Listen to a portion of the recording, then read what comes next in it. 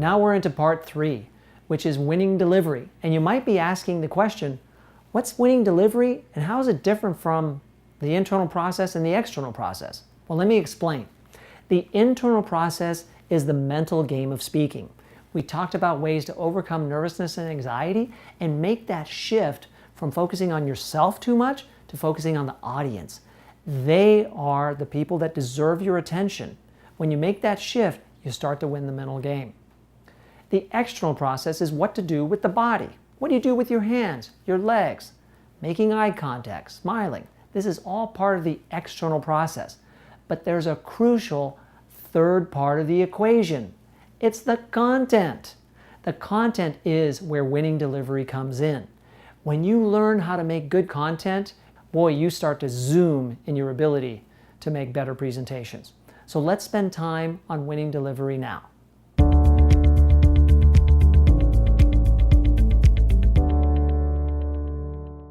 And now we're on section 3, winning delivery.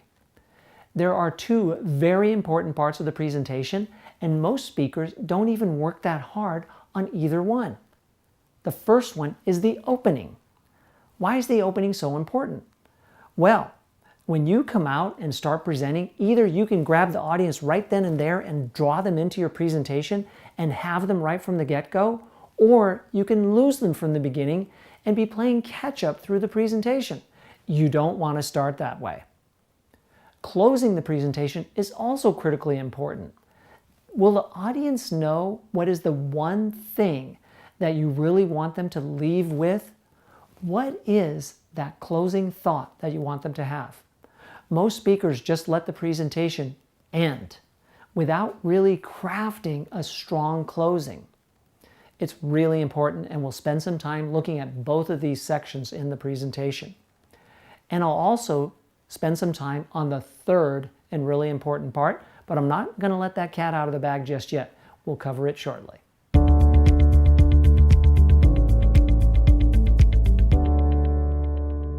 So now let's talk about how to create strong openings.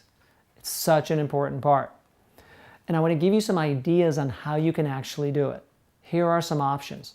The first one is open with a story. Just come right out and start a story. The audience loves it because it signals to them that the presentation has begun. They just sit up and take notice when they start hearing a story right at the beginning of the presentation. Technique number 2, start with a question. This also gets the audience's attention. Don't you feel when you're asked a question that you have the urge to answer? That's how the brain works. Use it on the audience and open a presentation with a question. Idea number 3, make a provocative statement.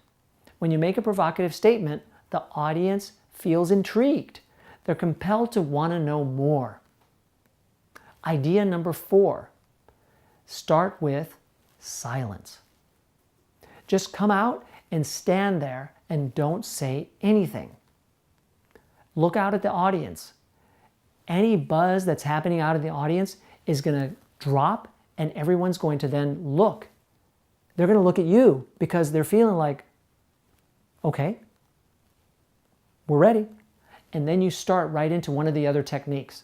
So you don't start with silence and then go into the presentation, but you open with it and then go to one of the other 3 ideas that I just shared with you.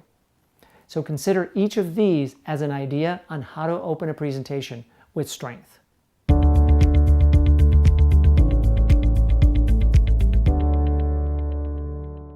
Let's now talk about strong closings. Here are some unique ways that you can close the presentation without saying, "Thank you very much." Idea number 1 is a message of hope. There are going to be times when you're doing a presentation where the audience is longing for the answer, but you don't have it yet. So you give a message of hope that encourages and inspires the audience that better things are around the corner. The second idea is a quote. When you find just that right quote that just sums it all up, it just seems to be an elegant way to close a presentation. The third one is a story. Now, you heard me say with strong openings that you can open with a story. Well, you can also close with a story too. What I would recommend on either one, whether it's at the beginning or the end, is that the story not be that long. The place for long stories is in the middle of the presentation, not at the end. But there are times when you've got just the right story, and as with the quote, it just sums it up perfectly. So consider that for a close as well. And then the fourth one, and this is actually the most common, is the call to action. Especially in corporate presentations, we want the audience to do something, to go away and take some sort of action. But only ask for a single call to action, not more than one, because the audience can only remember one call to action, and hopefully your presentation has been driving to that one action. Now, what should you never close your presentation with? Q&A. I've seen this many times, and I've had many clients look at me in wonder and confusion. Why wouldn't I close my presentation with Q&A? Isn't that what's expected? Well, just because it's what's expected doesn't make it best. You want to close a presentation with what you've planned. You want your final statement to be what's on the minds of your audience. During Q&A, you might get a question that you don't have a good answer to, or that you have no answer to, or it's just an awkward question that throws off the whole presentation. Do you want that to be the last thing that your audiences remember about your presentation? Of course not. So find a point just before the close where you blend in some Q&A and then say, and now we've concluded our time for question and answers, and I'd like to close my presentation. And then close it with one of these prepared closings.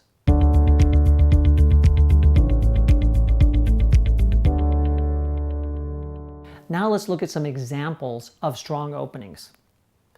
Strong opening idea number one is to open with a story. Remember, you're just going to come right out with it. It was 2003, and there I was backstage in the men's room of the taping of Hollywood Squares. We were at the finale of an episode of the game show where my wife had been the contestant, but now I was going to be introduced to come on stage with her and select a key from 2 keys on the board that would either start the car or not. As you might be imagining, if the key starts the car, we win it. If it doesn't, we walk away. Wow, was I tense at that moment. Are you interested? Do you want to hear what happened when I turned the key? Of course you do. When you open a presentation with a story like that, it sure gets the audience's attention. And remember what I said? You have them right from the beginning. So dispense with the pleasantries of, good morning, I'm glad to be here today. Gee, there wasn't as much traffic as I expected. Get rid of all of those and go right into the story. Now here's a second example. Open with a provocative statement. The provocative statement is this. Did you know that 67% of released prisoners end up back in prison in just 8 short months? Now, I completely made up that statistic. Please don't look it up because I don't even know if it's true. But the point is that a provocative statement like that, that surprises the audience, gets their attention, and makes them wonder what's next. The third opening is a question. And the question is, raise your hand if you've ever been to see the Space Needle in Seattle. The audience can't help but pay attention and raise their hands if they've been to the Space Needle. You see my point? Instead of saying good morning, hi everybody, I'm glad to be here, if I just start right out with a question, the audience knows the presentation has started. The fourth idea was silence. You walk out and you stand there and you look out at the audience. This technique works especially well when there's still a little bit of hustle and bustle, there's a little bit of noise, some people are looking at their phones, they're talking to other people, and you really want to settle the audience down and prepare them to be a good audience for you. And so that's when you use idea number 4. You still have 1, 2, or 3 ready to go, but you don't start with it yet because you need to have the audience settled. So just come right out and be silent.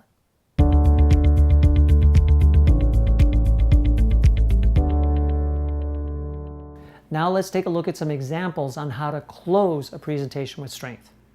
The first idea was a message of hope.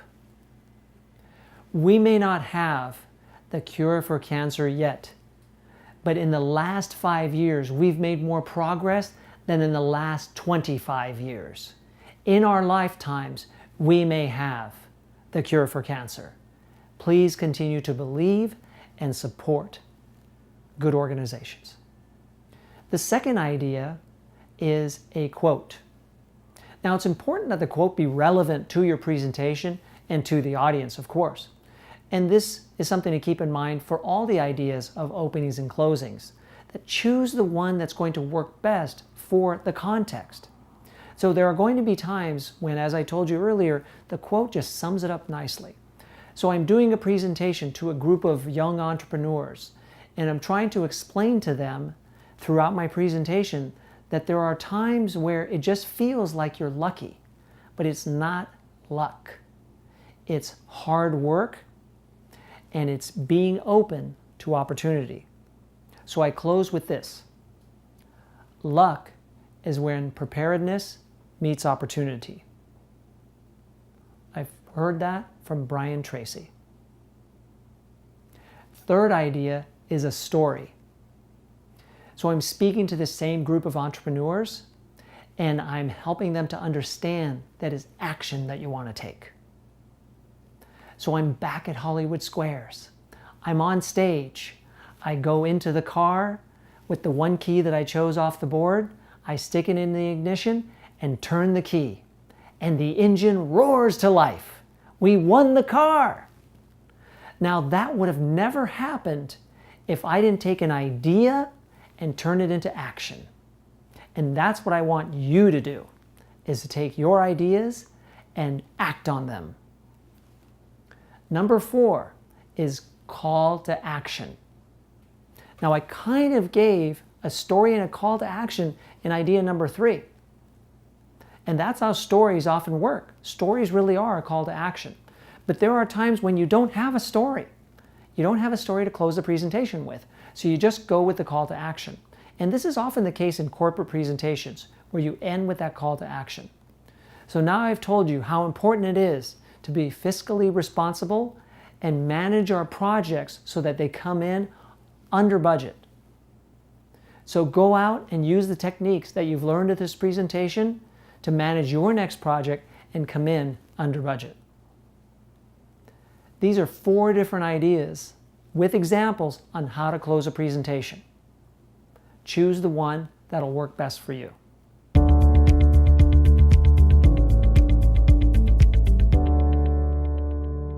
We talked about stories as a way to open a presentation and even close a presentation. I also mentioned that there's an important third part of every presentation. Guess what that is? You guessed stories, right? You're right, it's stories. Stories are often missing in presentations. Instead, you find data. You find data and content that just drags on, and the audience forgets. What the audience remembers are the stories that they've heard. That's the value of stories, that we're hardwired to remember them. We're hardwired to want to hear them and to pay attention when we do. But of course, there are good stories and not so good stories. So what's the difference between a good story and a blah story? Let me give you a little acid test.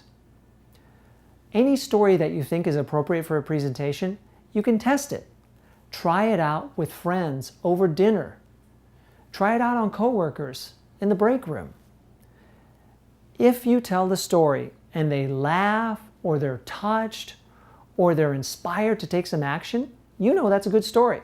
I call that a yeah story. If you tell the story and they laugh but it almost seemed polite, or they say, all right, that's a blah story. You didn't get a rise out of the audience. But remember, this is just a practice environment. So take any story that you think would be good for a presentation and test it out. This is what comedians do with their jokes. They always test them before they go on stage with it. So practice your stories. let me give you another tip to make stories good.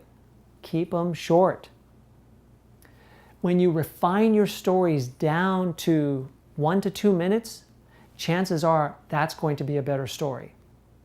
And a mistake that most people make with stories is they take too long for the build-up. Just as with the opening of a presentation, get right into it. With your stories, try to get right into the action as quickly as possible. Use stories that require very little build-up. Remember in my story about Hollywood Squares, I didn't talk to you about how we used to go to my grandmother's house and we would watch Hollywood Squares, and then I had this conversation with my wife about going on to Hollywood Squares. No, I just took you right to the men's room at the finale. Talk about getting into the heart of the action. Great stories start that way. Hollywood movies start with action. So these are some ideas on using stories. And the other one that I want to share with you is that data can always be turned into a story. Corporate presenters feel like they're required to share data and that stories are an unnatural part of corporate presentations. That couldn't be further from the truth. Too much data will be lost on the audience. When you think about the story behind the data and craft a story, then they'll actually remember the data and you'll make the impact that you want. So stories belong in all presentations, whether professional, in the boardroom, or personal, of course, in presentations like wedding toasts. They're full of stories. So understand the importance and the value of stories, work them into openings, closings, in the middle, just use them in your presentations.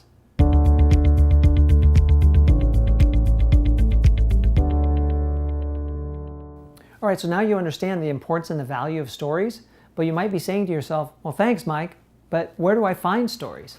I'm not sure if I have any good stories to share in presentations. Well, let me disabuse you of that notion right now. Everyone has good stories, but it is true that they need a little help drawing them out. So here's the first idea. Get a journal. If you're not used to the idea of journaling, if you want to use stories in presentations, this is something to get into the habit of. Because the more you journal, the more you realize that throughout your days, you have experiences and you have educational moments that come into your life and you realize, I learned something from that and I can teach something from that. That's a good story. Write down the daily experiences that you have that you want to remember.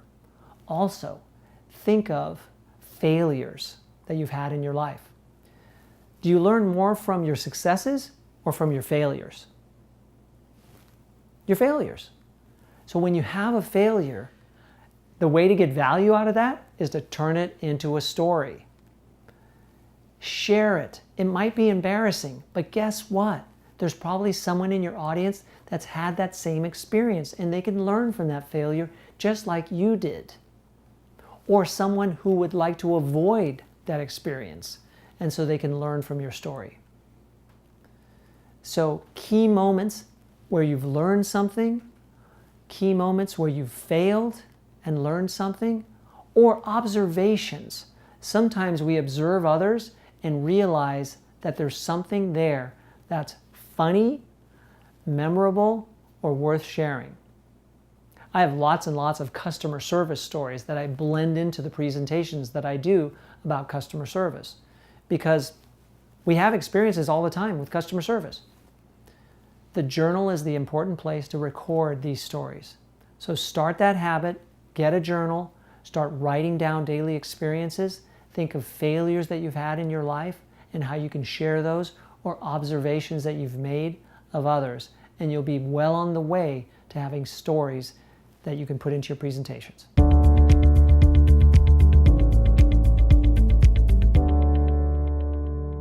An important part of many presentations are slides. Especially in corporate presentations, I almost always see presenters using slides. How should you use slides the right way? Well, here's what I recommend. Don't put too much text on the slide.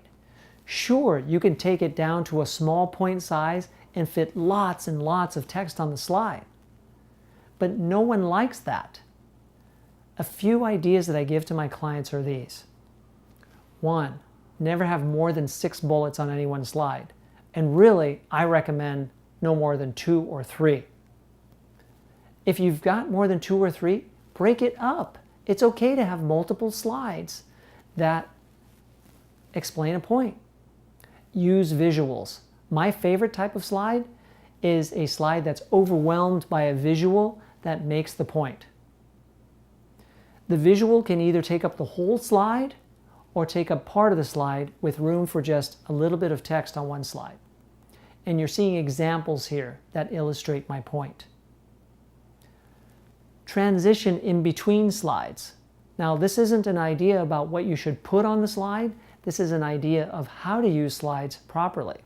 The right way is to introduce what's next, and I call that a transition. Before I introduce a slide that talks about 3 ways to manage projects and their budgets, I will say, okay, now you're about to undertake a new project. How will you get that project done under budget? I have 3 different ways. Let's take a look. Boom. Then I advance the slide. What you'll usually see in a presentation is that the presenter advances a slide, looks at it, and then looks at the audience, and then talks about what's on the slide. Well, in that moment, when he or she looked at the slide, the audience did too, and they already read the whole slide. So they're ahead of the presenter. You never want the audience to be ahead of you in a presentation. And you achieve that by transitioning into slides. Another way to use slides smart is to allow for moments of resetting. And what I mean by this is I have many clients who speak too fast and they want to know, how do I slow down? Well, when you use slides, here's how to slow down. Present a slide, give the information, and then pause and ask if there are any questions about the content. And then transition into the next slide. By going into a presentation with this kind of rhythm, it forces you to slow down and maintain a good pace, and you don't lose the audience. So it's not so much just what's on the slides, but it's also how you use slides that makes for an effective and professional presentation.